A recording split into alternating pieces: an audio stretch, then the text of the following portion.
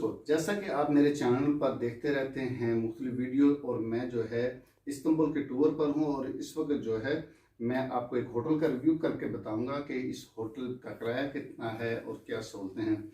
ये आप देख सकते हैं कि डबल बेड है यहाँ पर, और साफ़ सुथरे, हर चीज़ साफ़ सुथरी बेहतरीन अलग क्वालिटी की है। कर्टन लगे हुए हैं और बेहतरीन साफ़ सुथरा कमरा है।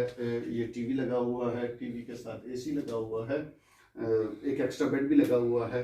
और इसमें जो सबसे ज़रूरी देखने वाली चीज़ ये होती है कि आपका कमरा जो है वो तय खाने में ना हो, नीचे वाले फ्लोर पर ना हो, बल्कि उसमें एक अलमीरा हो, एक विंडो होनी चाहिए जिस जो है आपको वहाँ से ताज़ा हवा मिलती रहे। उसके अलावा ये जो है एक अलमारी है, यहाँ पर आप अपने कपड़े वगैरह रख सकते हैं। और कपड़े वगैरह रखने के अलावा यहाँ पर ये एक शीशा लगा हुआ है। शीशे के अलावा ये वॉशरूम है, साफ़ सुथरा बेहतरीन। ठीक है जी। और अब मैं आपको इस होटल का किराया बता दूं। इस होटल का किराया जो है वो है 25 यूरो पर नाइट। ठीक है, दो बंदों के लिए, अगर एक आदमी भी रहेगा तो तकरीबन 25 ही होगा।